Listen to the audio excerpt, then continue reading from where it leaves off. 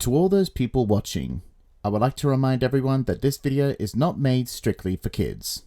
It is for older fans and adults too. Enjoy the fucking video! This video is brought to you by my loyal patrons. Register now at any tier to watch new videos 1 month in advance before they're made public. Link is in the description. One day, Duck was tasked with showing Diesel around the yards during his trial run. But Diesel was boastful and full of himself. "Your worthy Sir Topham Hatt thinks I need to learn. He is mistaken. We Diesels don't need to learn. We know everything. We come to a yard and improve it. We are revolutionary." But after Diesel took some wrong trucks from a siding, the other trucks began laughing and sang rude songs. "It's all Duck's fault. He made them laugh at me. I'll show him not to mess with a revolution."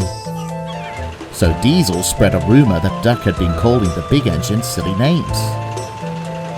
When the engines heard, they were furious, and a heated argument broke out in the yard. Sir Charles arrived to calm things down. He didn't say much, but as he looked from Diesel to Duck, Duck heard him bewildered, Diesel quiet but watchful. He seemed thoughtful. "I'm sorry, Duck, but you must go to Edward's station for a while. I know he'll be glad to see you." Duck, heartbroken, puffed sadly away, while Diesel smirked with triumph. If you ever visit the island of Sodor and are interested in the stories of the various railways, then you should visit the Railway Archives.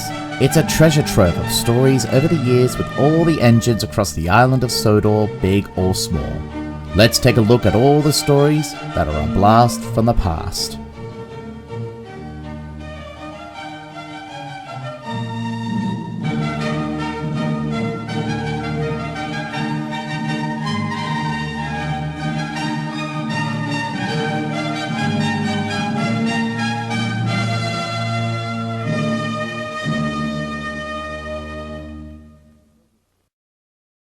Unlike Duck, Diesel treated the trucks and coaches with no care whatsoever. The trucks and coaches began to rebel, deliberately misbehaving and causing delays. The passengers were getting annoyed, and the big engines were frustrated as their trains ran late.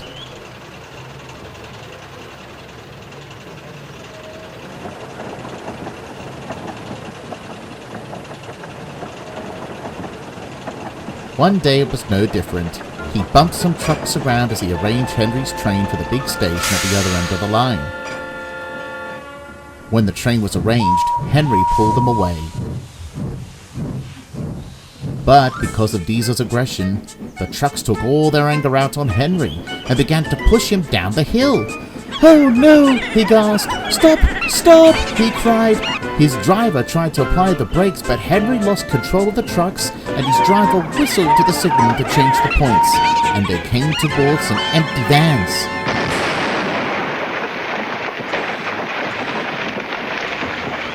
"Oh, that Diesel!" Henry barked, feeling bruised and bemused.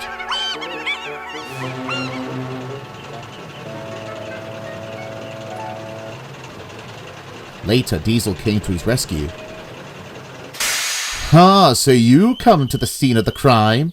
This is all your fault," he hissed. "How is it my fault?" replied Diesel crossly. "You've been a misery towards the trucks and coaches for the past few weeks since Duck left Redwood Station," and explained everything. He might be trouble, but Duck knows how to treat these trucks and our coaches with respect. Diesel growled at Henry's criticism. "How dare you speak to me like that? I, a revolutionary engine, shunted these trucks with the utmost care. Much better than that, Duck." "Ha!" chortled the trucks. "You're supposed to make things better, not worse." And they all laughed. After Henry was taken to the works, Diesel brooded his way back to Tidmouth. He passed Wellsworth and saw Duck arranging the trucks and coaches into their proper sidings. Diesel could see just how well he managed the yard. He must be taken down once and for all. But how? When he arrived at Tidmouth, the foreman was waiting for him. Diesel, I need you to shunt 20 trucks to form a goods train for a visiting engine, please. So he did. He bumped the trucks crossly, and as usual, they began to complain. But Diesel didn't care as he yanked one of the trucks out of the siding. Hey! He cried. I'll have a loose couple if you keep this up! Then this gave Diesel an idea, and then he remembered Gordon's Hill. With these 20 trucks, surely the engine would need help up the hill. He then asked the foreman about it, who confirmed it. Yes, Diesel thought slyly. He began to roughen up the trucks. He biffed and bashed them here and there, making them cross. Oi! They complained. But Diesel ignored them and jerked the lot hard enough for a coupling to be loose. The engine from the other railway arrived and collected the trucks. And when he puffed away, the trucks gave him a bump.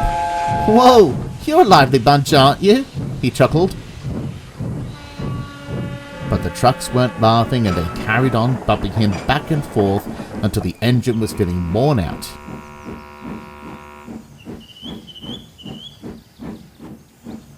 At Wellsworth, Duck gently buffered up to the trucks, and together the two engines worked hard going uphill.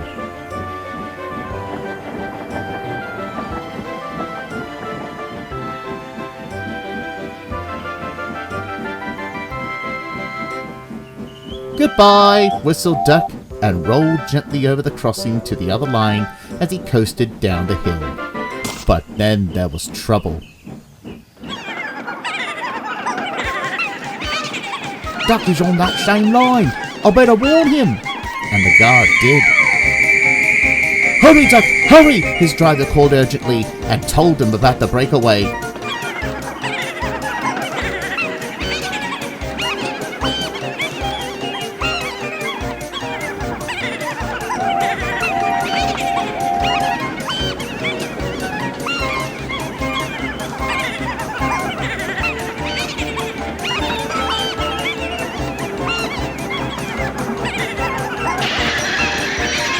Another clear mile and we'll do it. Oh, glory, shouted the driver. Look at that! A special train for the other railway was standing in their way, taking on water. It's up to you now, Duck, cried his driver. It's too late, Duck groaned and shut his eyes. But then he veered into a siding and saw a barber's shop coming towards him. There was a sliding, groaning crash. Everyone was shocked, and so was the visiting engine. Are you all right? It called out. Brother, came a muffled reply, and the visiting engine and its passengers cheered. But the trucks just laughed and felt very pleased with themselves. The visiting engine then arrived at Tidmouth and told Gordon and James about it at the sheds. They were surprised. But Diesel sniggered. Good, he thought to himself. He then told the trucks about it. Just like that story with Henry of the Flying Kipper. One of them laughed, and then told Diesel about it. This gave Diesel an idea to get back at Henry for being critical of him. You know, Duck told me about that incident, and you know what Duck called Henry just now? The big, clumsy giant. The trucks laughed. You shouldn't laugh at such a thing. Duck was being rude. But what Diesel hadn't realized was that Sir Charles Topham Hatt had been listening on the whole thing. Diesel, he boomed. So it was you who had called the big engines those names? No, sir, it was Duck, sir, replied Diesel, shocked. Pondered Sir Charles. If I recall hearing your lively conversation, you said that Duck had just told you about Henry's nickname earlier. Can you see Duck around the yard, Diesel? No, sir, replied Diesel nonchalantly. Exactly, exclaimed Sir Charles. Now I know who was really behind all those nicknames. I'll inform the other railway about your treatment to everyone here, and I'll be sending you away." He then told Gordon and James about it at the coal stage. Both engines were shocked and felt very silly and ashamed for their treatment towards Duck. "So you should," agreed Sir Charles crossly, "but lamenting on about it isn't going to fix things. You will apologize to Duck once he returns to the yards. Now, I better inform Henry about this at the works. Good day, you two?" "Yes, sir," replied the two engines. After all of that, Diesel was sent away. He left the yard not saying goodbye to anyone. And Percy was told to look after it till Duck comes back. "Excuse me, sir," the station master puffed, "but this is urgent," and informed Sir Charles about Duck's barbershop incident. He sent Percy to rescue him. When they arrived, they cleared the trucks, and Percy pulled Duck out of the wreckage with shaving cream lathered all over his face, thanks to the barber. Sir Charles was there too to watch the rescue operation. "And when you're properly washed and mended, you are coming home." And then Sir Charles explained about Diesel and his lies. News about Duck's runaway had spread, and the foreman told Sir Charles about Diesel being rough with the trucks from earlier. When Duck returned from the works, he was given a rousing welcome. Duck held a grudge towards Diesel over the years when he was told of the origins of the nicknames and that he was responsible for the runaway trucks. But eventually they managed to overcome their differences once Diesel had proven to him that he had changed for the better, and are now good friends.